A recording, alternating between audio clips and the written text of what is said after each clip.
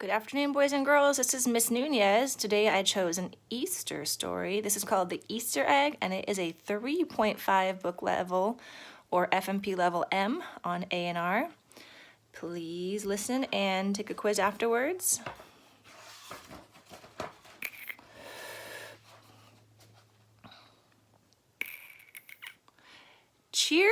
Cheer up, spring is here. Time to start on my first ever Easter egg, Hoppy said. Each year, the bunny who decorated the winning egg got to help the Easter rabbit hide the eggs on Easter morning.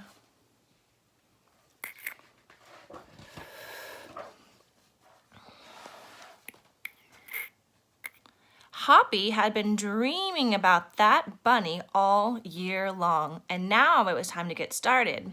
Everywhere Hoppy looked, rabbits were working on dazzling eggs. I need an amazing idea, he thought. Hoppy spotted Flora Bunny planting spring wildflowers in her eggs. The Easter rabbit will love those colorful flowers, he thought, and started picking flowers for his egg. Here's a basket for your flowers, Hoppy, Flora said.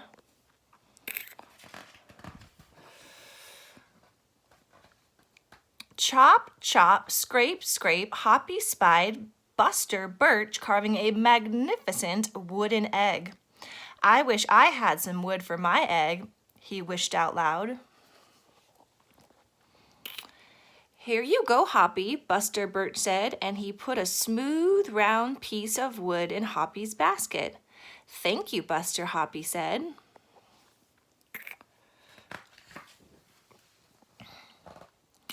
Hoppy was hopping along when the smell of sweetness led him out of the woods and straight to the chocolate egg that Aunt Sassafras was decorating with creamy frosting, squiggles, and bows. Hello, Hoppy, she said, and she put some chocolate squares in his basket. Hippity hop, Hoppy exclaimed. I'll make the Easter rabbit a chocolate egg so sweet it will make his whiskers tingle.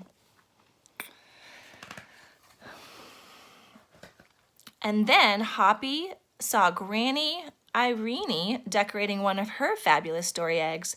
First, she traced a design on the egg with a special tool. Then she dipped the egg in pots of yellow, green, orange, and red dye, adding to the design each time. Hoppy couldn't believe his eyes. I'll never make an egg that beautiful, he told Granny Irene. She smiled. Try, she said, giving him one of her special tools.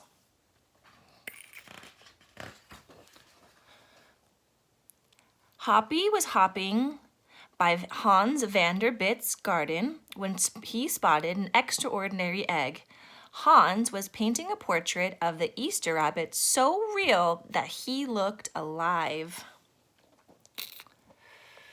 Fantastic, Hoppy exclaimed. Thank you, Hoppy, Hans said. Why don't you make a painting on your egg? He gave Hoppy pots of paint and a fine brush.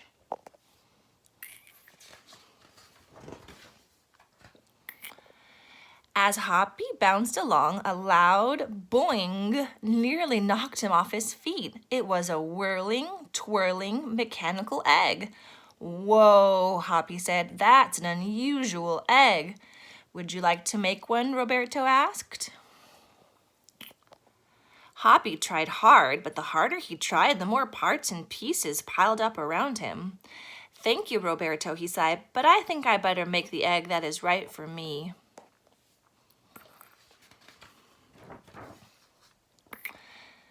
Hoppy hopped back to the woods and lay down under a tall tree to think. Making a beautiful egg is harder than I imagined, he thought. I guess I don't have to win. I just want to make an egg I am proud of.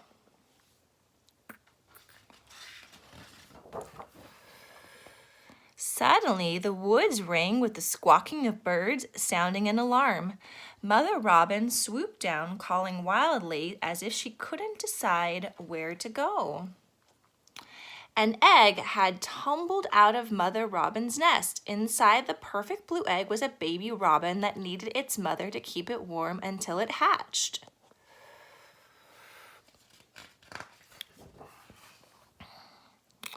Hoppy knew what he had to do. He sat down carefully and covered the blue egg with his soft, warm fur.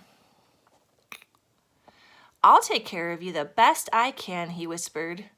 Relieved, Mother Robin chirped and settled down on her other 2 eggs.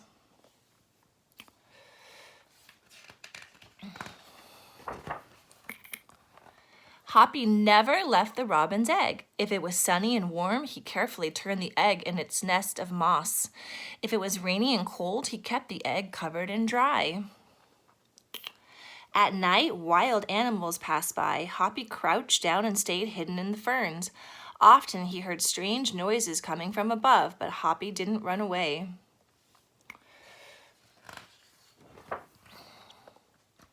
Every day the rabbits worked on their eggs, tadpoles turned into frogs, buds swelled into leaves, and Easter came closer and closer. Finally, it was time for the rabbits to take their eggs to the glen. They had forgotten all about Hoppy, who was quietly sitting on the blue egg under the tall tree in the woods.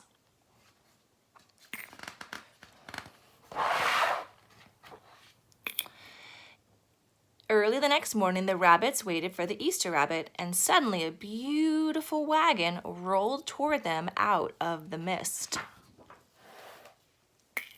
and stopped. The Easter bunny stepped down from the wagon and admired the decorated eggs one by one.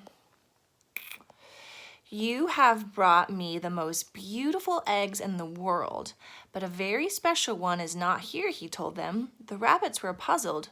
Whose egg could it be? Do you know what egg he's talking about, boys and girls? "Fill my wagon with your wonderful eggs," he said. "When I return, I will show it to you." And he disappeared into the woods.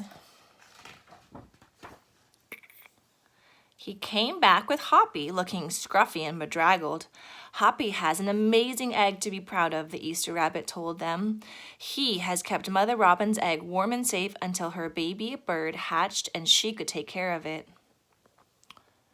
The Easter rabbit placed the empty blue shell in the place of honor atop the wagon. Now they were ready to go.